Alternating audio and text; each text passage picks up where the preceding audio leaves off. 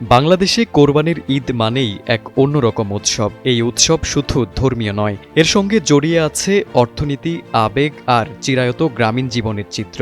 আর এই উৎসবের সবচেয়ে বড় আকর্ষণ কোরবানির পশু, বিশেষ করে গরু। হাটে হাটে গরু বেচা কেনার প্রতিযোগিতা, কে আনলো সবচেয়ে বড়, সবচেয়ে নজর কাড়া গরু, এই নিয়েই চলে জমজমাট আয়োজন।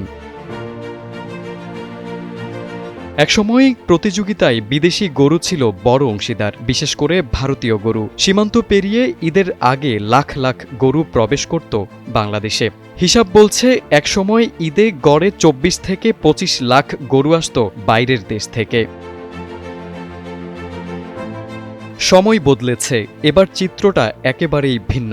সরকার জানিয়ে দিয়েছে সীমান্ত দিয়ে আর আসবে না কোনো গরু। গবাদি পশুর অবৈধ অনুপ্রবেশ ঠেকাতে কঠোর অবস্থানে রয়েছে প্রশাসন। সীমান্তবর্তী জেলাগুলোতে বিজিবি, পুলিশ, জেলা প্রশাসন ও প্রাণিসম্পদ কর্মকর্তারা একসাথে কাজ করছে।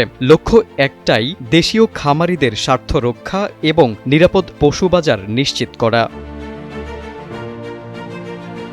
মৎস্য ও প্রাণিসম্পদ মন্ত্রণালয়ের তথ্য বলছে, এবার দেশে কোরবানিযোগ্য গবাদি পশুর সংখ্যা ১,২৪,৪৭,৩৩৭টি। এর মধ্যে গরু ও মহিষের সংখ্যা ৫৬ লাখ, ছাগল ভেড়া ৬৮ লাখের বেশি। চাহিদার তুলনায় এবার অন্তত ২০ লাখেরও বেশি পশু উদ্বৃত্ত থাকবে বলে মনে করছে সরকার।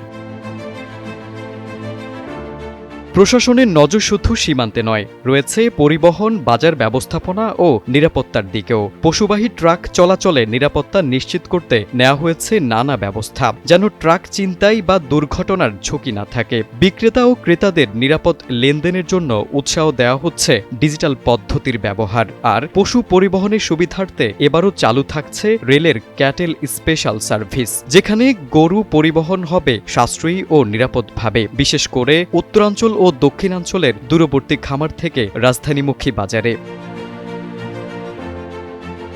সাম্প্রতিক বছরগুলোতে দেখা যাচ্ছে আমদানি ছাড়াই দেশীয় খামারিরাই কোরবানির পশুর চাহিদা মেটাচ্ছেন। এতে যেমন দেশীয় অর্থনীতি চাঙ্গা হচ্ছে, তেমনি খামারিদেরও ব্যবসায়িক আত্মবিশ্বাস বাড়ছে। তবে বাজার কতটা স্থিতিশীল থাকবে, দাম কতটা নাগালের মধ্যে থাকবে, তা নির্ভর করছে সরকারের নজরদারি আর জনসচেতনতায়।